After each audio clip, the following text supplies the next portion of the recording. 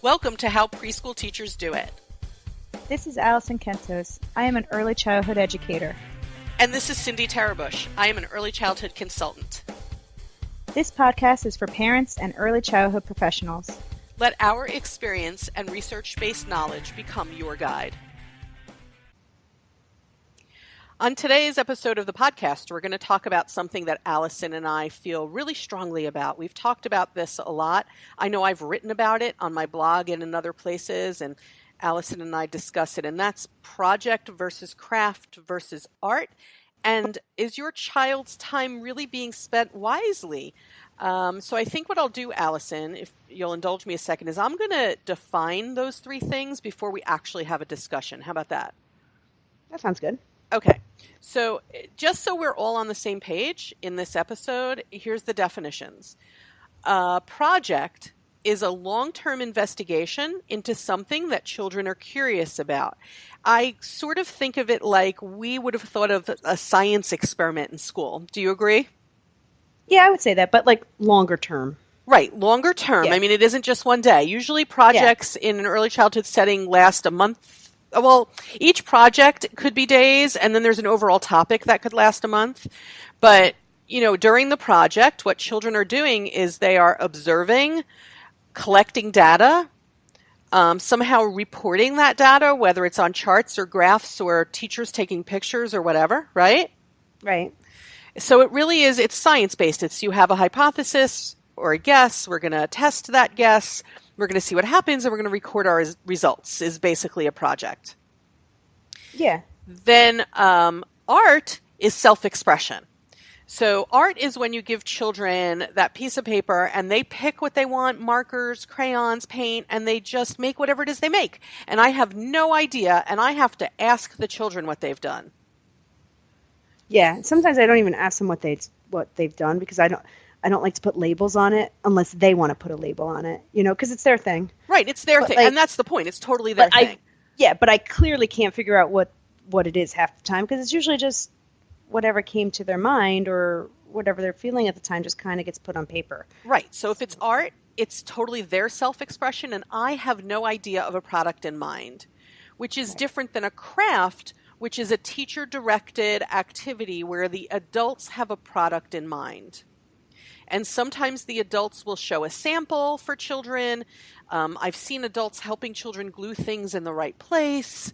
When you walk through the hallway of a school and you see all of the birds that they've created look alike, that was a craft. Yeah. And they shouldn't all look alike. I think that's what bothers me the most, is that you took the creativity out of that child's mind. And yeah. Okay, but even if they don't look alike, if the teacher thought we're making birds here, it's still a craft. Because one of the distinctions between art and craft is that when you're creating a craft, there's a right and a wrong. Whether you label it or not, whether you say to the child, oh, that isn't right, it doesn't matter. There is a right and a wrong. And in art, there is no right and wrong, because it's the children expressing themselves. Would you agree with that? I would agree with that. It's kind of like, think about going to like an art gallery, right? And you have pictures from Picasso and Monet and all those, and none of them look alike. Nobody told them, you're going to paint this today. And then, you know, I mean, it would be boring to go to an art museum and it all look alike. So that is what I think of, like, when I tell the kids, or when we're going to do art, because I'm like, here's all the stuff that you can use. And do whatever you want. Do whatever you want. Think of what you want to do. Do what you want to do. And the value of that is that the thoughts have originated in each child's brain. And when we value it, we teach them that their thoughts have value.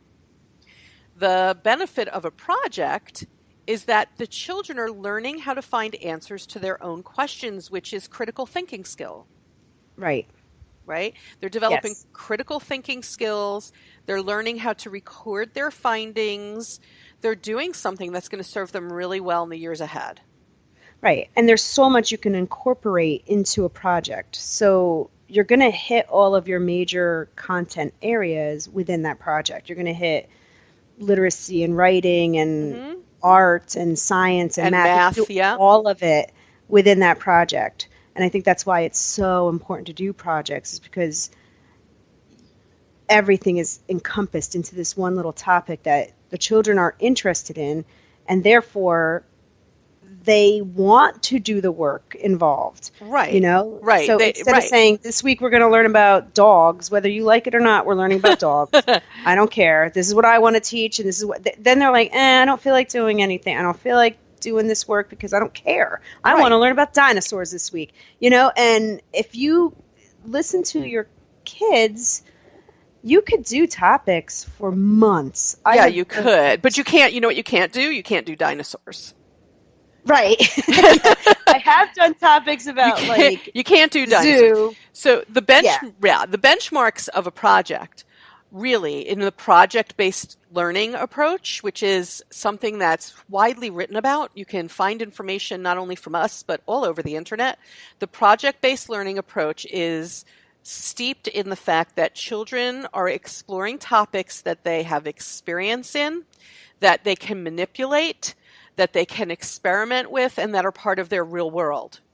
Yeah. So that takes out things like dinosaurs, outer space. They can't manipulate it. And frankly, how much am I teaching them that they don't know about dinosaurs? And I'm not so sure I understand everything there is to know about outer space. So what we're doing is giving them things that they experience all the time. I was in a really good session about this at a recent conference, and the presenters asked us to do something that I'm going to ask teachers to do when I teach about this approach. And that is, they asked us to name things that are a part of our real world, but we don't know how they function. Go ahead, Alison. Things that are part of our world, but we don't know how they function? Yes, as an adult. The telephone still completely amazes me. Right. The fax machine. I can't figure out the fax machine. I have no idea I don't know how computers work. Right. Sometimes I don't know how my car works because I am not a mechanic, so I don't know how it works. Lots of things. We came up with all sorts of GPS? things. GPS, I don't know. It finds me. I don't know. So we came up with a list of all sorts of things that we use every day, that were a part of our world every day and we encounter every day as adults, but we don't really understand how they work. And that's the same for projects with children. So if you're doing a project about, for example, plants, they're a part of their everyday world. If you live in certain parts of the world, they see plants. They encounter plants all the time. That doesn't necessarily mean they understand how they function. Right. And I'm curious about how the fax machine functions, but no one's ever actually sat me down to explain it. I would be curious to see what happens on the inside of it. And when you're doing projects with kids, you don't sit them down and explain it. You have them go to the inside, You have them dig deep into a topic, which is why it can last a long time. Yeah. So we've talked about this for like 7.5, 8 minutes, but we haven't talked much about crafts yet, and there's a reason for that, I think. Yeah, I think there is a reason for that. So crafts, there's a reason. Crafts really don't teach children much at all.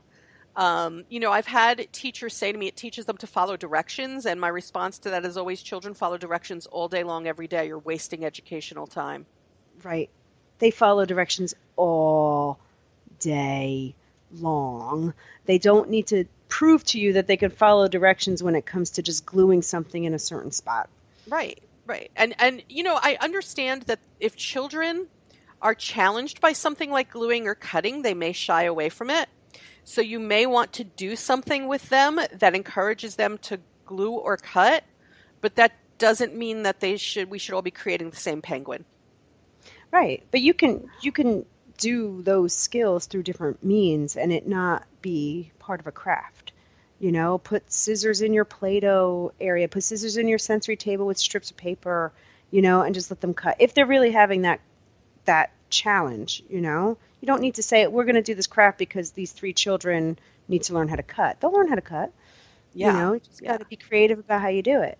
And then I also have teachers say to me, but parents want to see the crafts. And my response to that is usually because parents don't know. Yeah. Parents don't know how their children's time is being completely and totally wasted.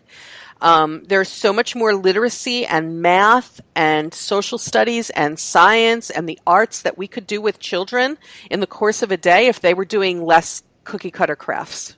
Yeah.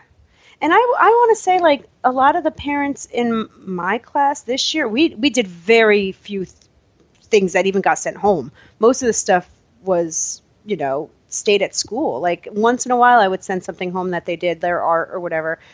But most of the parents were thrilled when I said, we have caterpillars in our room and we're going to watch them, turn into butterflies. We planted seeds and we're going to keep them in the garden of the school. But they were thrilled because now their kid wanted to go to school. They're like, I want to go see if the caterpillars turned into chrysalis. I want to go see how tall our sunflowers are today.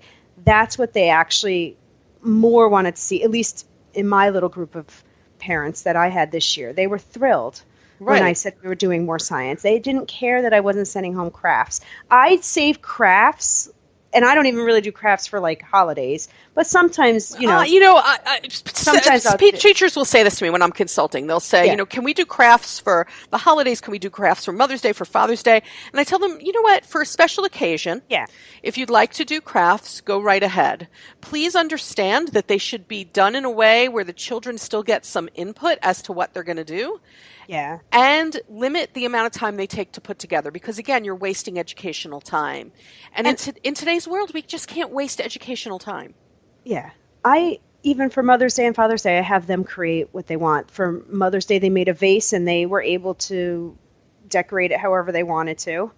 And Father's Day was the same thing. Like, it was the same kind of deal. So, like, you can find very nice quality things that you can do for those holidays and it not be. Well, I don't know. I think, if we're going to stick to a strict definition, it still sort of is a craft because I have a product in mind.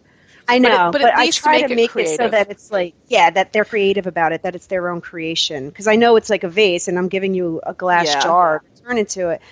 But at least... So, therefore it is closed. It's not open-ended. Yeah, I know. But I try to make it so it's not like, here, let's put your handprint on here and then we're done. Because sometimes parents want to see that, but I think they do it for a holiday. Do it for something special. I get it. You know what, folks? If you want your children's handprint, you can also create those at home. I know it's messy. I know that. Yeah. You can do it at home. When most people, unless your children go to a public school, a lot of private pay for preschool parents are paying dearly for this educational time. And if your kids are doing endless cookie cutter sorts of things or teacher directed sorts of things, you frankly are wasting your money. Oh, yeah. And kids in the public school system where the parents may not necessarily be paying money, I'm pretty sure that you're investing your child in that time. You've enrolled them in a public school system so that their educational time will be maximized by the people who run that school system. And if the teachers in that school system are just doing cookie cutter crafts, then someone needs to go to them and say no. Yeah. But they do need to say no. But I think people don't know that they should be doing something else. I don't think they realize what they're doing. People don't know. So we've spent, Alison, about 13 minutes defining this for people. Okay. All right. So that went fast because I could talk really about fast. This. So maybe what we should do is, like we have done in the past, a part 1 and part 2 of this. Okay. And we declare this part 1 of project versus art versus craft. What's the best use of your child's time? Yeah. Yeah. That's a good way to put it. You like it? I like it. All right. You can actually read, I did write a blog article about this, and it was one of those by popular demand blog articles where people were like, can you please write what you're telling me so we can share it with parents? So you can find that through my website, which is helpingkidsachieve.com. But we're going to continue this conversation in the next episode of this podcast. So we hope that you do subscribe to it and recommend it to your friends and listen for the next episode.